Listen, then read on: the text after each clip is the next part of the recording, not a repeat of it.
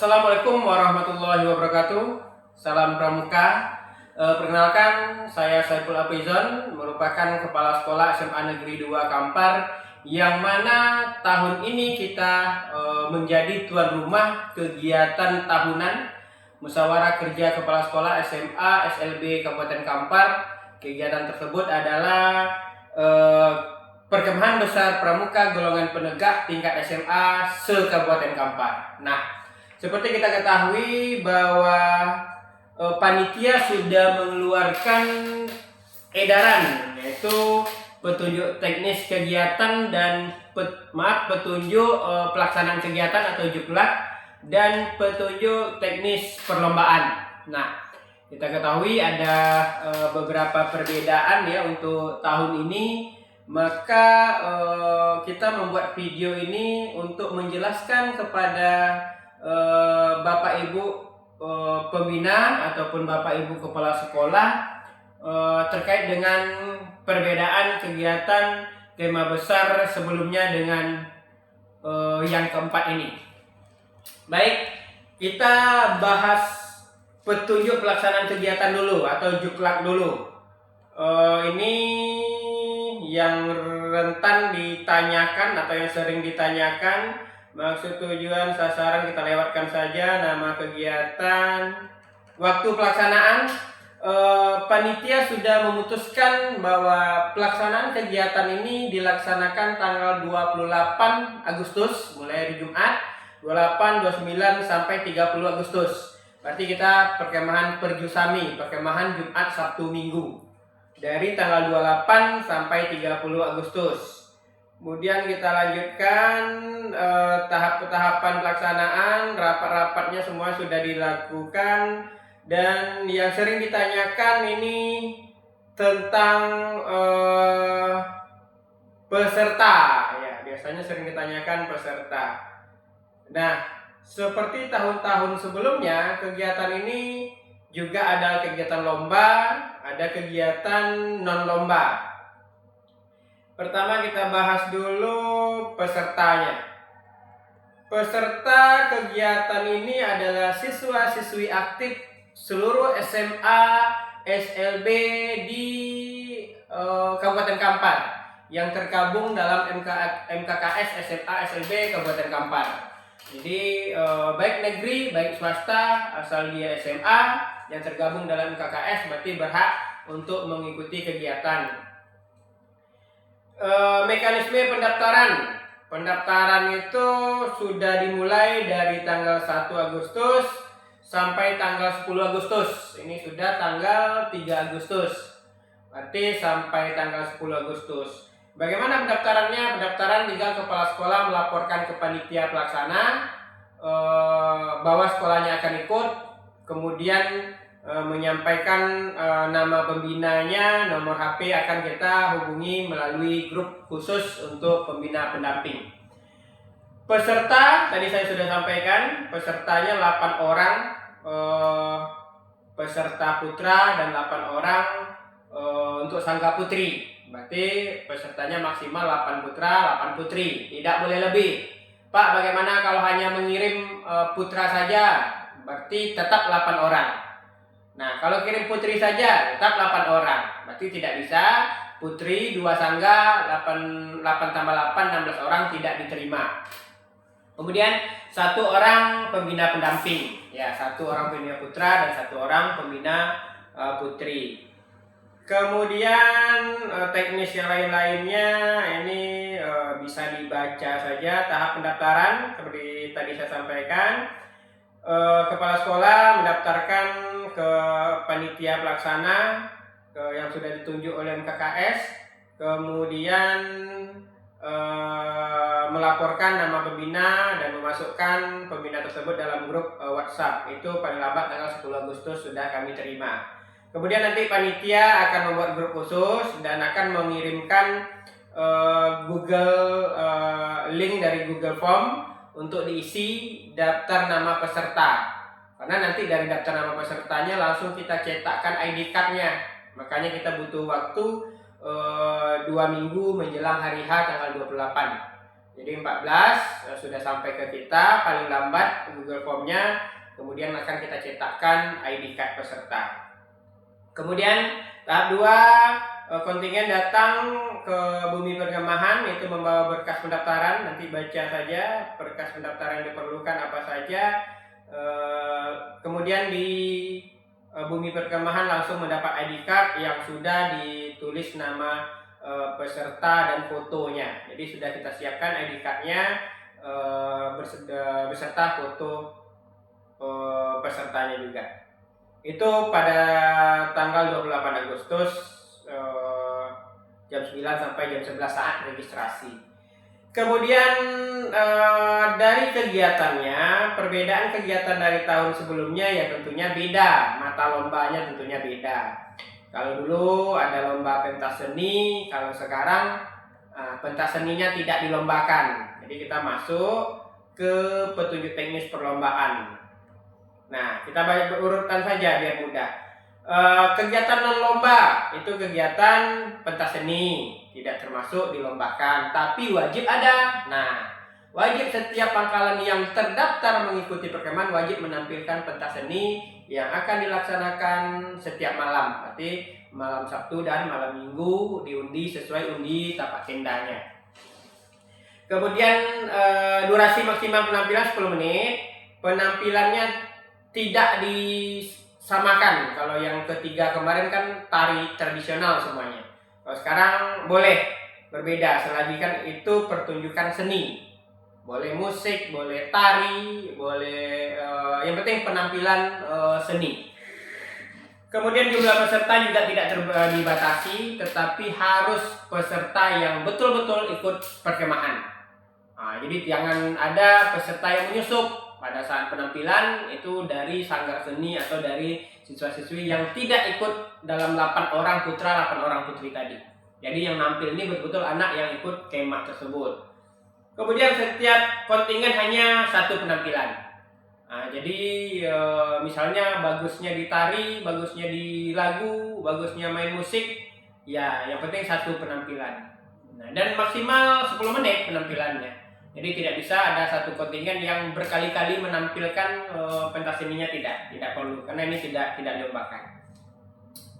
Kemudian urutan penampilannya sesuai dengan undian tapak tenda yang diambil pada saat registrasi nanti.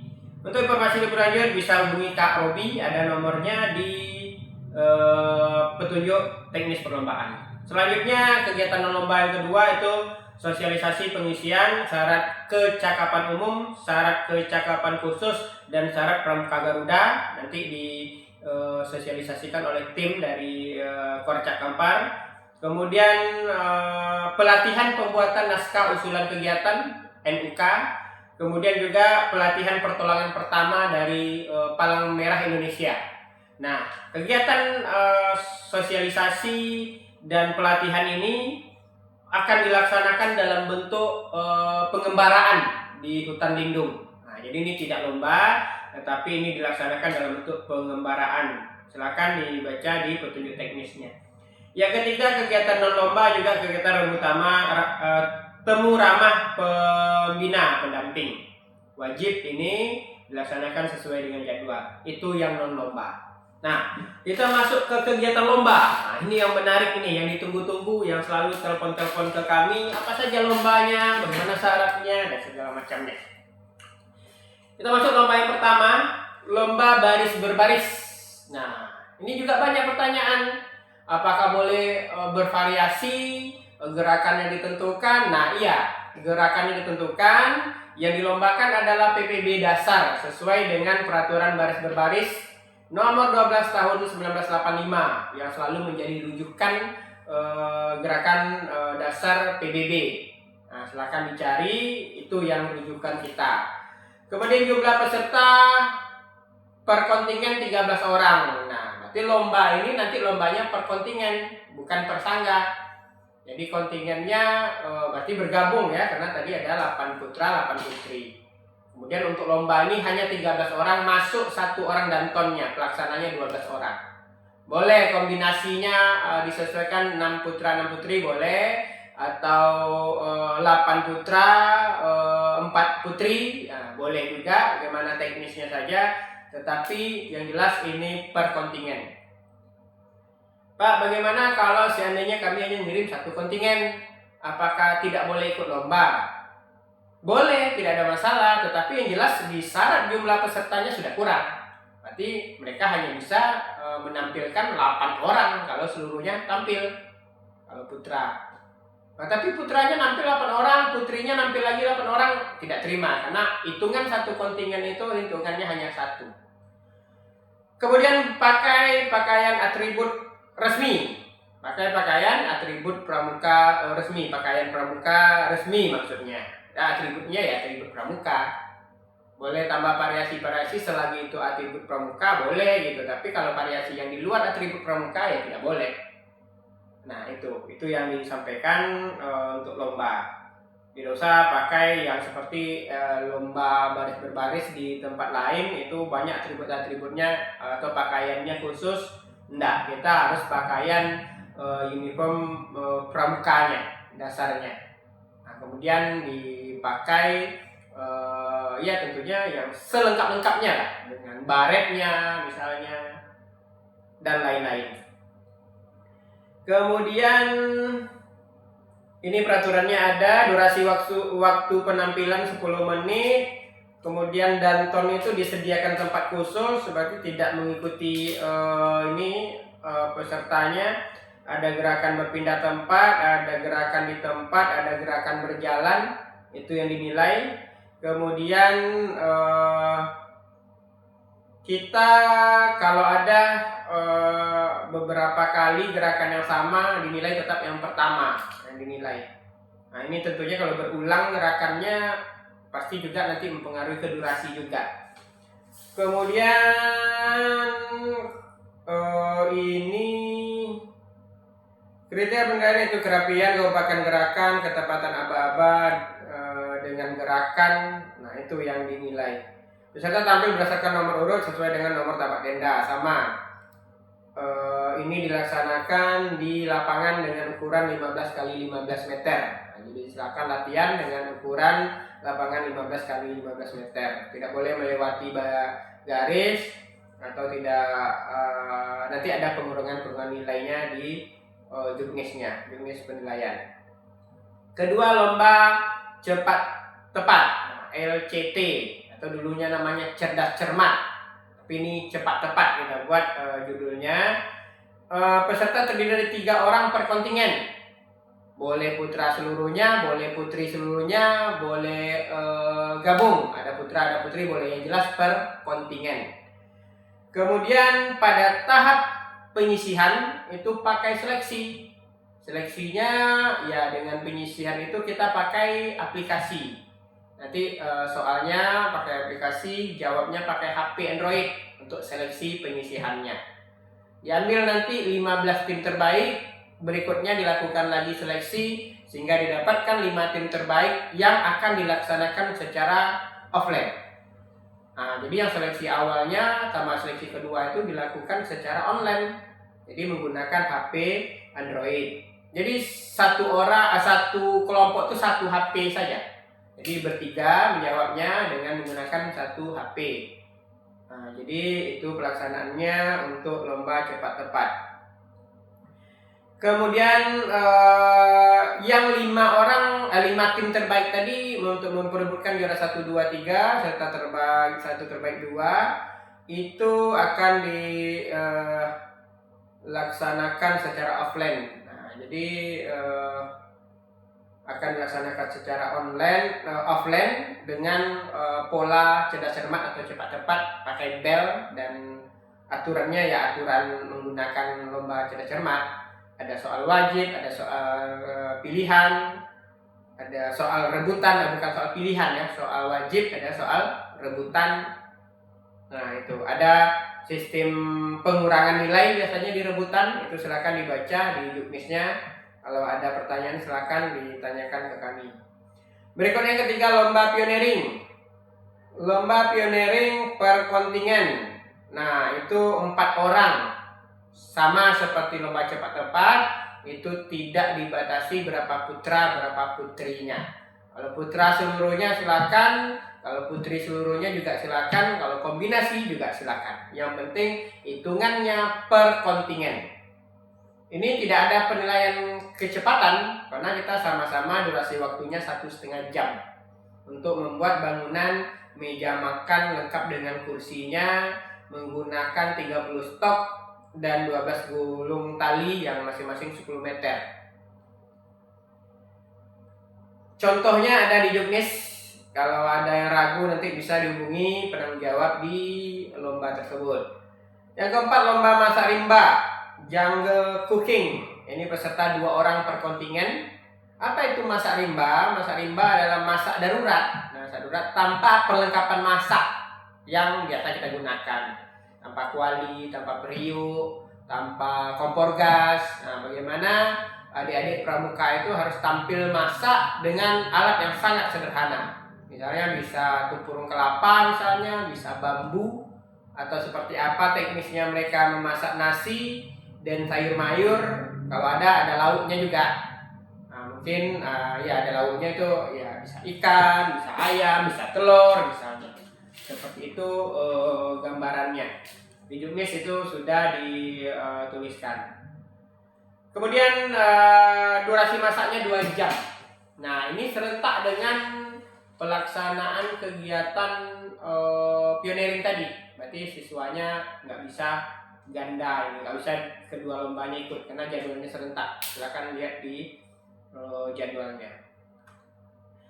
Kemudian yang lomba masak rimba tadi, ya peralatan masak, bahan-bahan disiapkan oleh masing-masing peserta, ya kayu apinya, korek dan lain-lain. Saya rasa kayu api bisa dicari di sekitar perkemahan yang dibawa, ya korek, pisau boleh. Alat-alat masak yang tidak boleh, kuali, periuk, kompor gas yang nggak boleh. Kemudian tidak boleh menerima bantuan dari pihak lain. Nah, jadi dan tiba-tiba nanti ada yang ngantar sayur, ada yang ngantar masakan yang udah masak gitu, itu tidak boleh. Terakhir adalah lomba administrasi. Lomba administrasi ini setiap pangkalan mempersiapkan dan mengumpulkan administrasi saat registrasi perkemahan. Administrasi yang dikumpulkan surat mandat ke pangkalan yang ditandatangani oleh kepala sekolah selaku Kamadigus, kemudian surat pernyataan kesediaan mengikuti kegiatan, ada lampirannya di petunjuk teknis ini, biodata pembina, biodata peserta, fotokopi KTA, kemudian surat izin orang tua, surat keterangan sehat dari dokter atau puskesmas, fotokopi kartu BPJS atau KIS atau sejenisnya jika ada, kemudian foto seluruh peserta pembina, foto ya, karena di sini gambar ya, sama gambar foto seluruh peserta. Kemudian dijilid rapi terpisah untuk putra dan putri. Pengumpulan administrasi dilakukan saat registrasi dan segera dinilai oleh Dewan Juri selama kegiatan. Itu kira-kira kakak-kakak semua, bapak ibu pembina dan Kamadigus, petunjuk pelaksanaan kegiatan dan petunjuk teknis perlombaan. Selanjutnya kalau ada yang perlu ditanyakan silakan boleh melalui channel YouTube Saiful Afizon Domo, atau bisa juga di Facebook Saiful Afizon, atau juga bisa WA kami. Sebenarnya ini ada penanggung jawabnya masing-masing sebenarnya. Saya hanya sekretariatan. Jadi yang bisa menjawab sebenarnya nanti kalau memang ada pertanyaan yang tidak bisa kami jawab, tentunya kami serahkan ke panitia khusus untuk perlombaan. Oke, itu saja dari saya. Kami sebagai tuan rumah sangat antusias dengan kegiatan ini. Berharap kegiatan perkemahan besar golongan penegak tingkat SMA, SLB se-Kabupaten Kampar ini terlaksana dengan semakin baik dari tahun-tahun sebelumnya. Terima kasih. Wabillahi taufiq wal hidayah. Wassalamualaikum warahmatullahi wabarakatuh. Salam pramuka.